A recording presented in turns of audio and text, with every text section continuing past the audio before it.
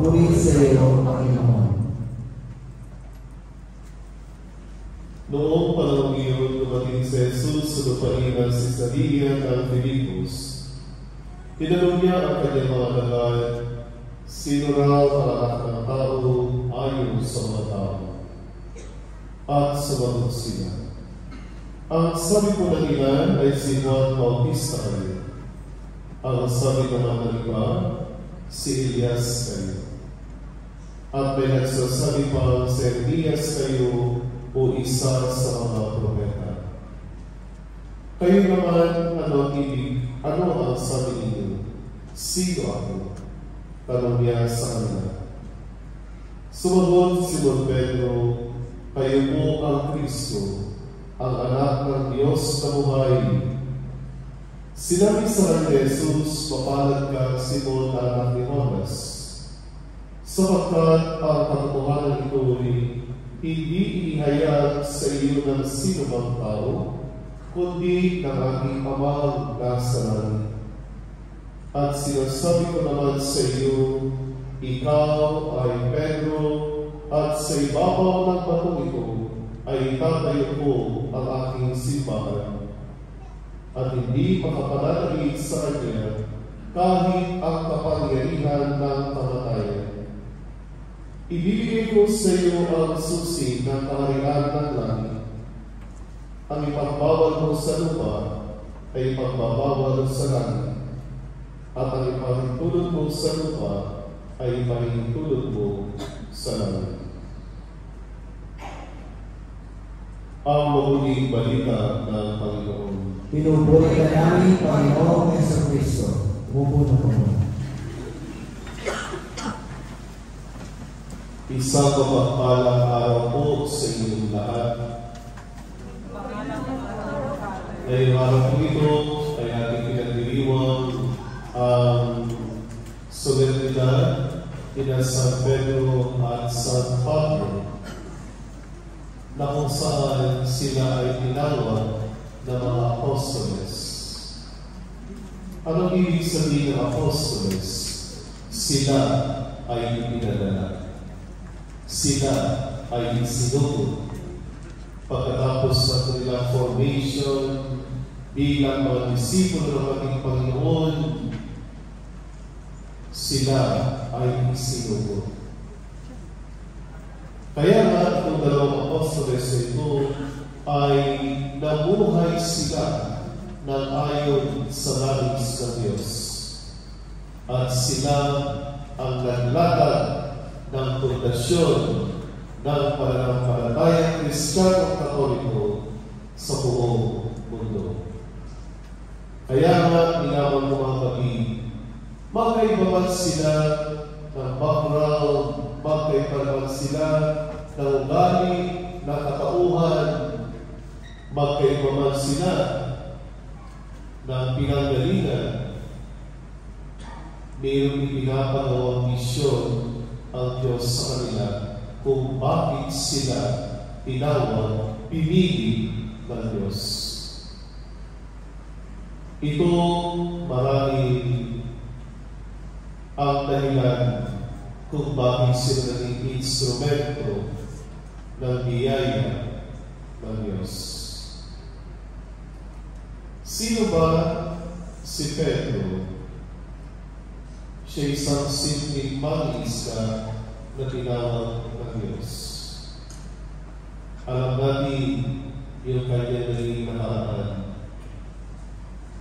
Kadalasan, kapag sinasabing Peter o Pedro, ito yung apostoles na nagkadulo ng 3 beses sa ating Panginoon. Ito yung taong nagtaksil. Ito yung taong umiwan sa ating Panginoon.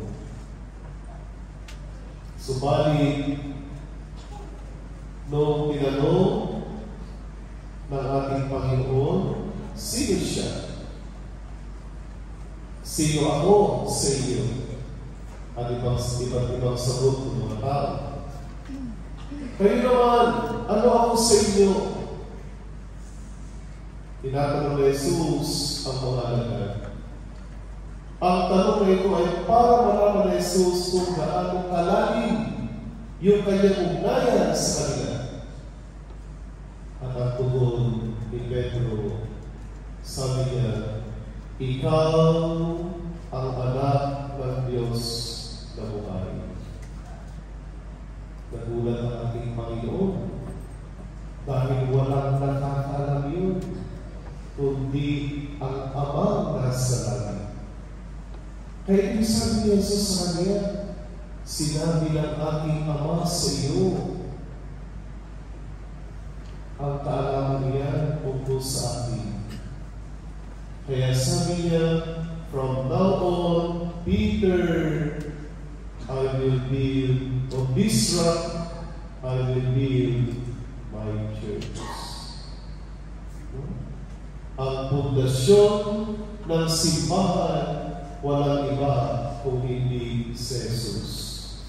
Sa batong itong Pedro, ikaw ang mga dalaga, mga nasiwa ng simbahan.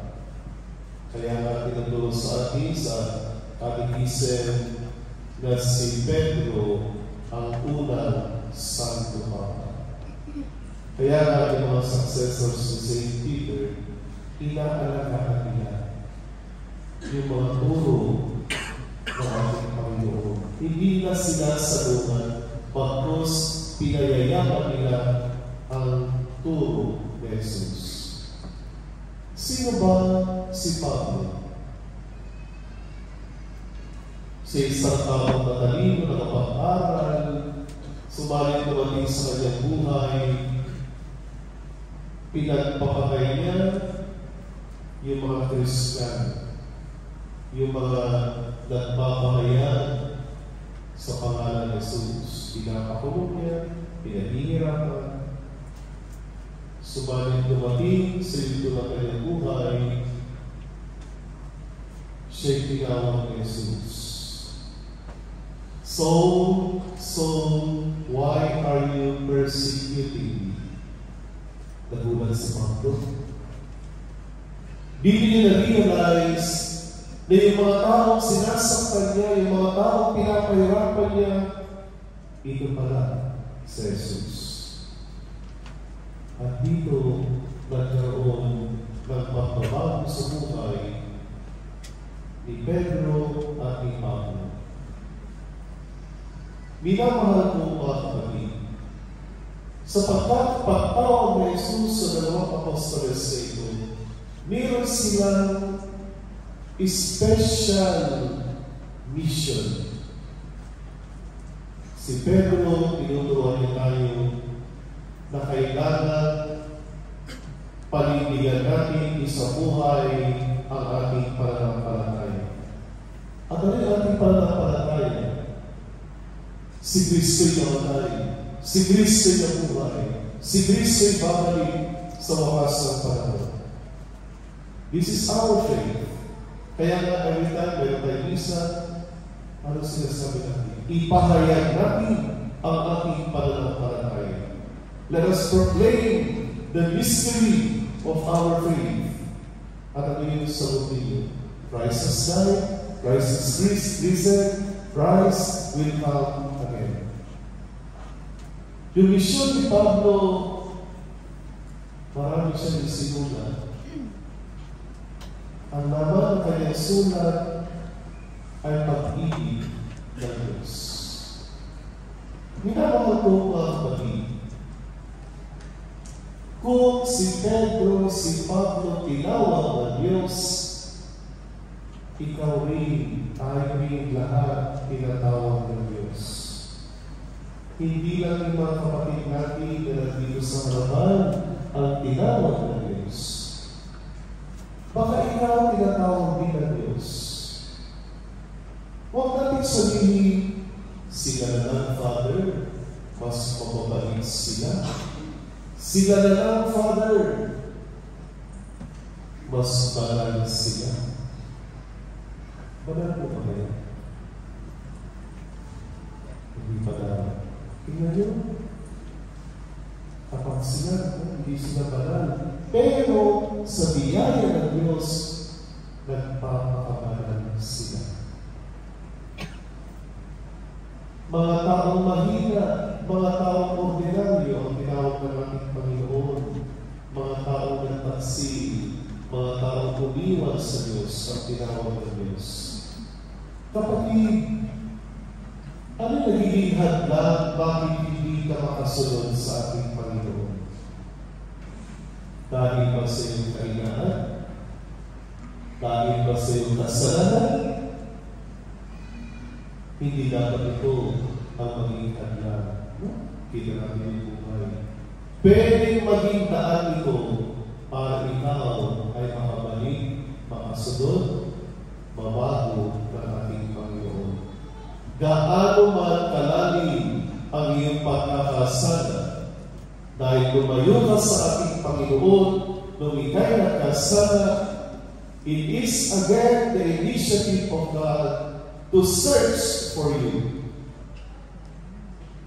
Kaya kayo nandito ngayon, hindi dahil gusto niyo magsimba araw ng linggo. Ang Diyos ang tumawag sa inyo. It is always the initiative of God. Para ibalik kayo doon sa tamang tahanan, tamang lugar na doon kayo magiging parang at makapalapit sa Diyos. Kaya kayo nandito ngayon. Iba-iba ang pinagalingan ninyo, iba-iba ang background ninyo, personalities ninyo, iba-iba ang pinapagawa ng Diyos sa inyo. Kaya kayo nandito dahil kayo plano ng Diyos para sa iyo sa araw na ito. At walang iba kung hindi mapakinggan ang salita ng Diyos. Kaya naman mga kapatid, kahit ang iyong karanasan pwedeng gamitin ng Diyos para ikaw ay mapalapit sa Kanya. Hindi hadlang ang nahirapan para ikaw ay mapalapit sa Diyos. Hindi hadlang ang maraming problema para ikaw ay mapalapit sa Diyos. Hindi hadlang ang sakit para ikaw ay mapalapit sa Diyos. Gagamitin ng Diyos ang iyong problema para ikaw ay tumawag sa Diyos. Gagamitin ng Diyos ang iyong sakit to participate in His sufferings. Akala nyo, bakit pumigay ito sa ating Panginoon? Bakit kung kailan ako lumapit sa iyo, bakit parang ang hirap-hirap ng buhay ko? Ang dami ng mga pasahin sa buhay. Kapatid, sabi mo, susunod ka sa nais ng Diyos, sa yapak ng Diyos. Anong naranasan ng ating Panginoon? Rejection! Anong naranasan ng ating mga Panginoon? Mga sugat sa kanyang katawan. Mga pahit. Anong naranasan ng ating Panginoon? Iniwan din siya. Diba? Yan din ang naranasan mo kapag ikaw ay sumusunod sa ating Panginoon. Nasa tamang landas ka, kapatid. Nais ng Diyos na magpakatatag ka sa iyong pananampalataya. Hindi hinahanap ng Diyos, hindi hinatawag ng Diyos ang taong perfecto na. Ang hinahanap ng Diyos, yung taong tapat sa Kanya. Tandaan mo, ang hinahanap ng Diyos ay hindi yung taong perfecto, maliban kay perfecto. Ang hinahanap ng Diyos ay yung pusong mayroong pagpapakumbaba, yung pusong bukas sa kalooban ng Diyos. Kapatid, hindi pa huli ang lahat. Magandang tanongin natin sa ating sarili. Gaano mo kakilala ang Diyos sa buhay mo? Kung ang Diyos ang pinagmumulan ng lahat ng biyaya, lahat ng blessings, bakit ka lumalayo, umiiwas sa Kanya, at wala kang oras para sa Kanya? Kaya mapalag kayo sa araw na ito dahil matatanggap ninyo ang biyaya ni pagkakaloob ng Diyos. Tatanggapin si Kristo, mamaya, siya ang regalo ng Diyos Ama para sa atin. kaya mamahalan ka. Huwag kang matakot,